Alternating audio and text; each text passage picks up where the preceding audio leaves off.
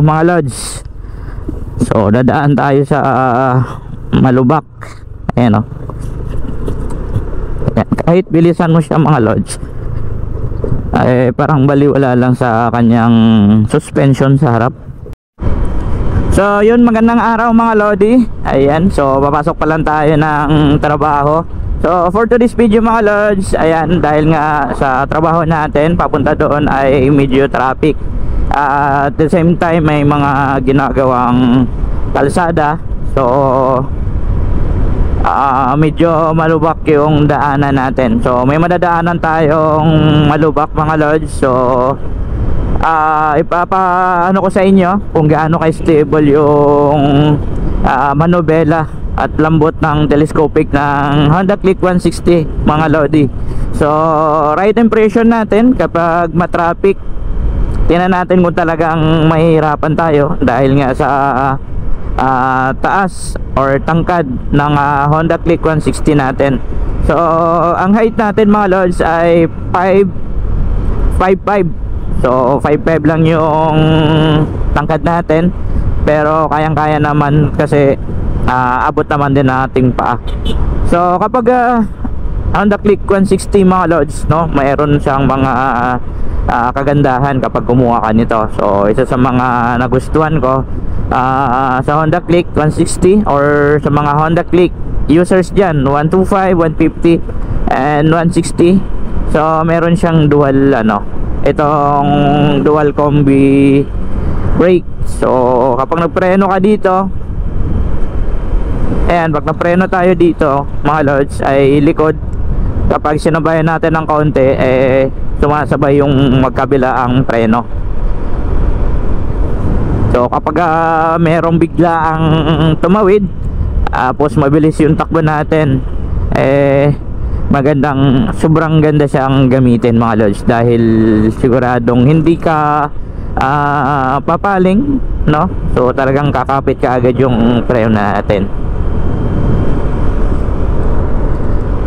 So ang Honda Click natin mga lodi ay sobra na siya 1 taon. So ang odo niya ngayon ay 32,906. Ayan yung tinakbo natin. Sa layo ng mga tinakbo natin, as of now, as in parang brand new pa rin yung tunog ng ating engine.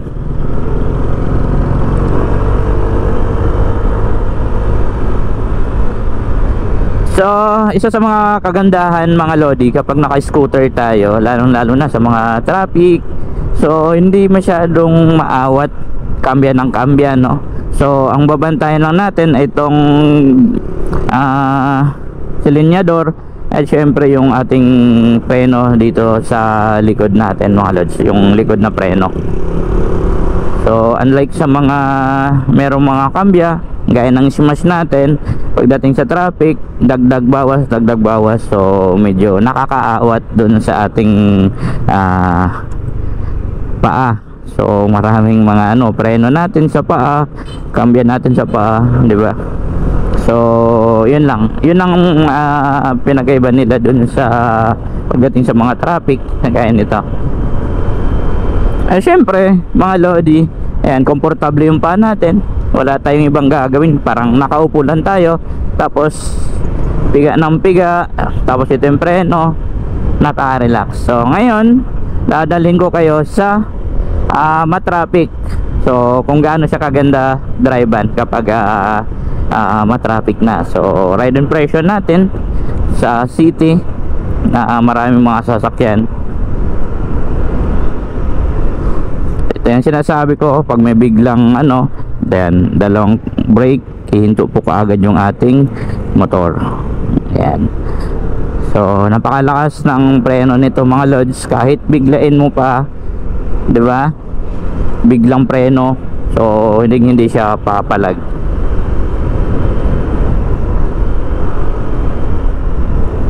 Yun, shoutout nga pala sa Aigo Moto Garage ng Barangay San Jose. Ayan, sa mga solid followers natin na gustong magpa-check up ng kanilang motor, PMS, kung ano man yung mga kailangan ninyo sa inyong motor mga lods. Ayan, so pumunta lang sa Aigo Moto Garage. So meron po silang branch sa Baltan, sa harap ng AP Cargo mga lods. At dito naman sa San Jose ay malapit lang dito sa may PhilHealth and Fulbright. So malapit lang dyan, hanapin nyo lang po mga lods, ay kilalang kilala ang shop na to.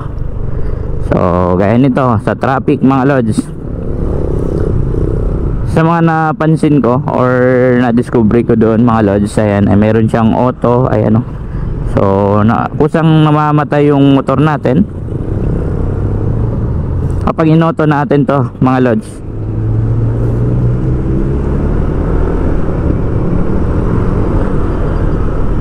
Mamaya susubukan natin tong switch na to, itong sa may right side ko, kung ano yung purpose niyan. So kapag matraffic, gusto mong patayin siya na hindi mo siya idadaan sa kanyang susi mga lods, ay pwede natin gawin yan. Ito, i-auto lang natin yan mamaya para mapakita ko sa inyo.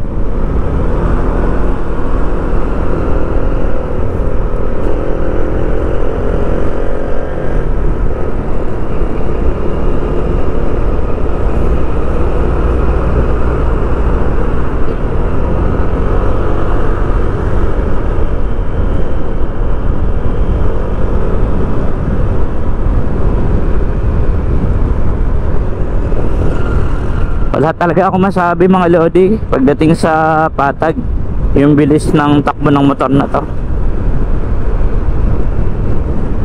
Napaka smooth lang yung kanyang piga, yung kanyang gasolinador mga lods, napaka smooth lang. Ayan pag piniga mo ay bibigyan ka rin ng tamang bilis.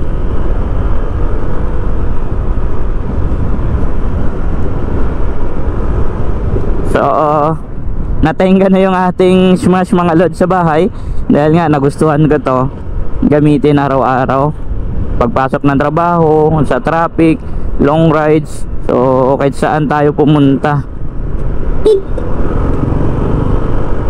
Napaka komportable siyang drivean, bukod doon sa kanyang manobela na may kaunting bend, talagang napakaganda pigain. Tapos syempre yung paa natin nakaka-relax din dahil nakapatong lang siya dito. Ayan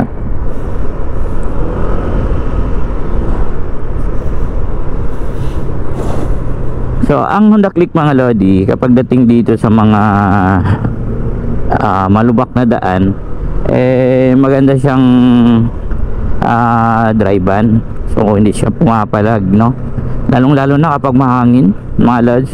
Tapos kahit solo ride ka lang, hindi talaga siya papalag. Gaya nito, may lubak mga lods, diba? Baka basic niya lang daanan. So ito yung Barangay San Pedro mga lods, kasalukuyang ginagawa pa, pero hindi pa rin tapos. May mga part pa rin na hindi pa nasa semento.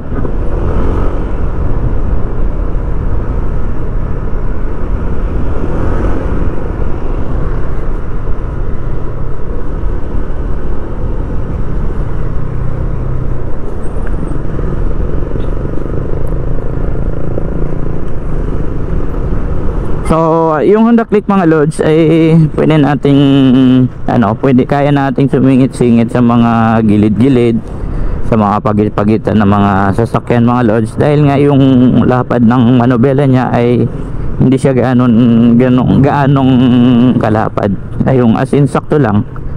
So unlike sa ibang mga motor, masyadong malawak yung manobela.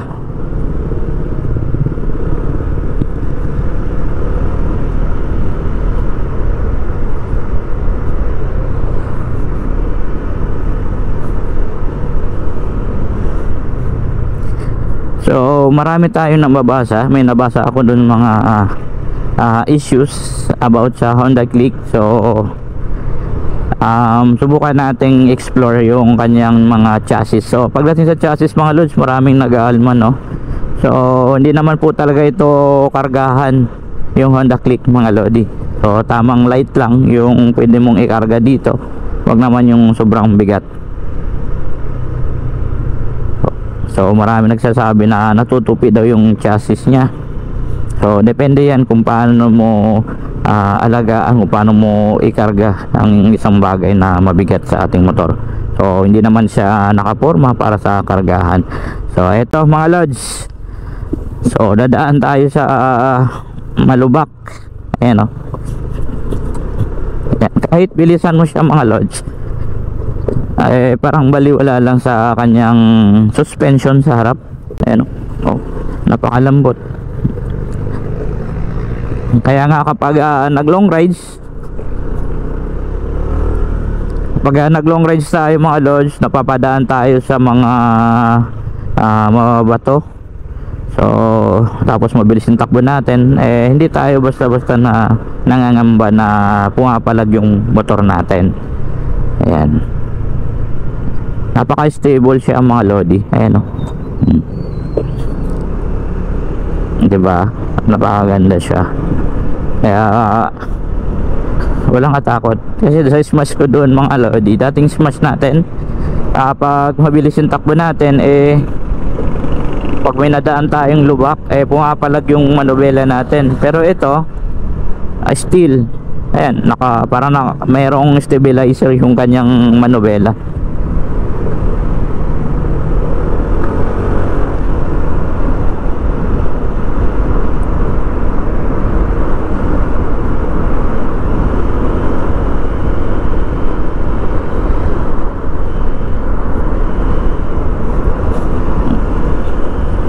Hindi tayo natataon sa matraffic, no? Hindi natin nagamit tong auto natin.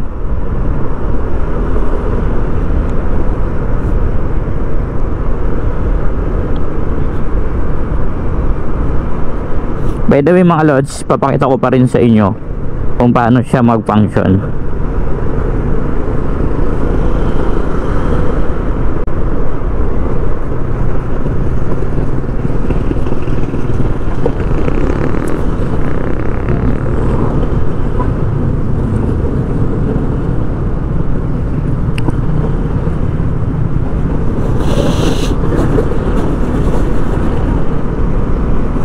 So ayun, mga ilang kilometro lang naman yung tinakbo natin galing dun sa bahay papasok sa trabaho natin. Yan, pagdating sa city, ayun, talagang wala kayong ibang gagawin kundi biga preno lang tayo. So yung pa natin ay nakaka-relax. Ganun yung advantage ng naka-scooter tayo, naka-automatic tayo. Yan, yung first ride impression natin dito sa Honda Click mga lods, ay hindi siya nakakangalay ng braso. Ayan, nakaka-relax yung braso natin.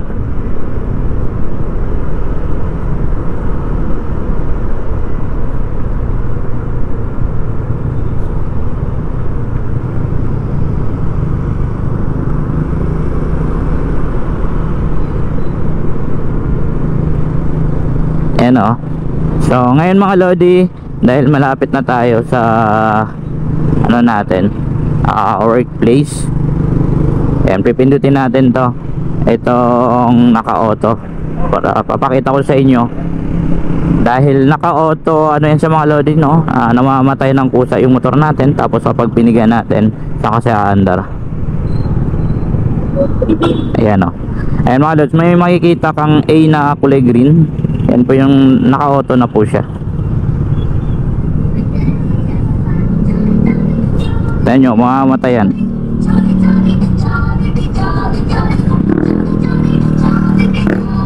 Ayun, namatay na siya mga lodi. Tapos pag pinigan natin yan, aandar yan ulit. Ayan o. Diba? Astig.